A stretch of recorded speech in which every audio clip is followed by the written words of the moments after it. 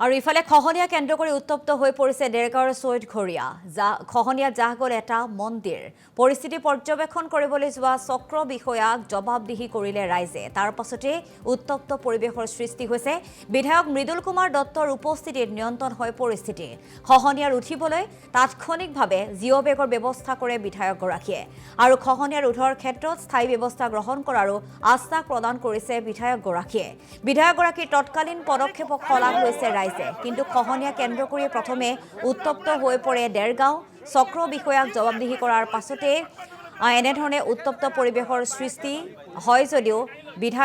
স্থানীয় বিধায়কগৰাকীৰ উপস্থিতিত পৰিস্থিতি কিছু পৰিমাণে সাম কাটে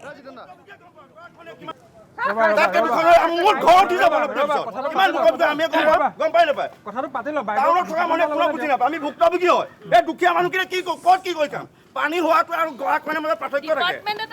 ডিপাৰ্টমেণ্ট থাকিলে নহ'ব না কোৱা পিছত আপুনি কি কৰিব ব্ৰহ্মপুত্ৰ নদী হয় আপন ধেমালি নদী হয় ৰাখিব পাৰে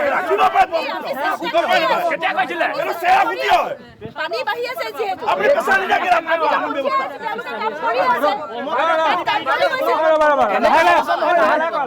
কথাটো শুনক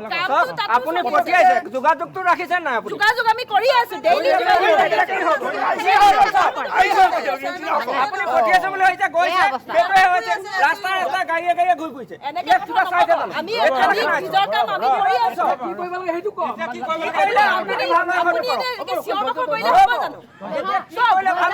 আমি ইমান ডাঙৰ ব্ৰহ্মপুত্ৰক ৰখাব পাৰিম মতা যে এই অঞ্চলটো যেটো খহনীয়াৰ সমস্যাটো এতিয়াৰ নহয় বহু দিনৰ পৰা আছে আমি সময়মতে কিছুমান কাম কৰিব পৰা নাই বিগত সময়ছোৱাত সেইকাৰণে এই সমস্যাটো এটা মানে এনেকুৱা ধৰণৰ তাৰ ৰূপ লৈছে যে এই চৌধগৰীয়া যি নামঘৰ এই নামঘৰ ভাগ আমি শিফ্ট কৰিব লগা হৈছে কাৰণ একেবাৰে ব্ৰহ্মপুত্ৰৰ ওচৰ পালেহি সেইকাৰণে মই বিধায়ক হিচাপে মই ইতিমধ্যে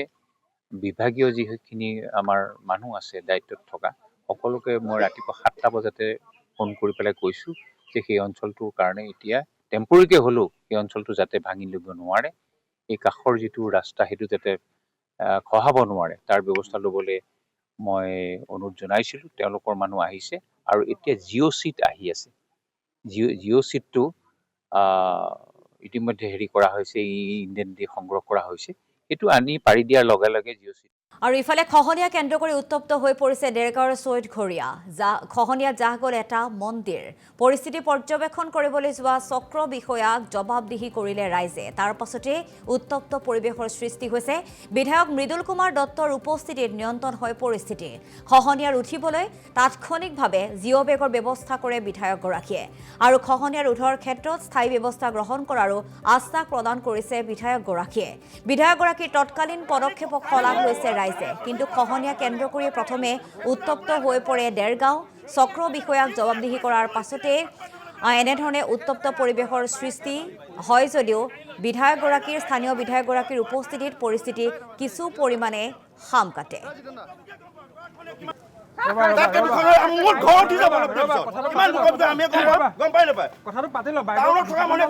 আমি ভুক্তভোগী হয় এই দুখীয়া মানুহখিনি কি ক'ত কি কৰি কাম পানী হোৱাটো আৰু গৰাক মানে মাজত পাৰ্থক্য থাকে ডিপাৰ্টমেণ্ট থাকিলে নহ'ব না কোৱা পিছত আপুনি কি কৰিব ব্ৰহ্মপুত্ৰ নদী হয় আপন ধেমালি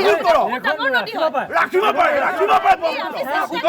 কেতিয়া কৈছিলে এটো সেয়া ফুটি হয় পানী বাঢ়ি আছে যেহেতু আপুনি পেছা নিদিয়াকে ৰাখিব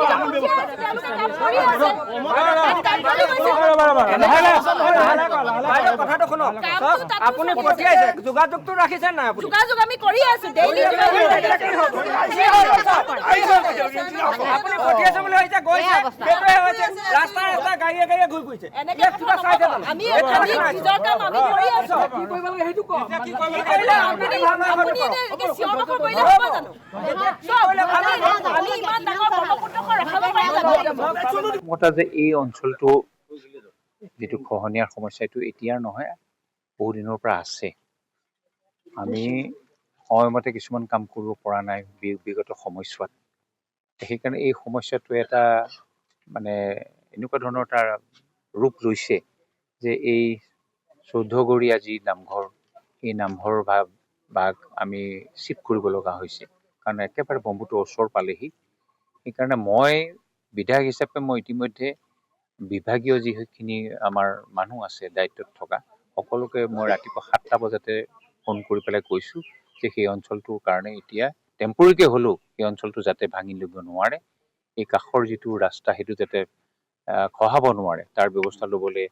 মই অনুৰোধ জনাইছিলোঁ। তেওঁলোকৰ মানুহ আহিছে আৰু এতিয়া জিঅ' চিট আহি আছে। জিঅ' চিটটো ইতিমধ্যে হেৰি কৰা হৈছে, ইণ্ডেন দি সংগ্ৰহ কৰা হৈছে। সেইটো আনি পাৰি দিয়াৰ লগে লগে জিঅ' চিট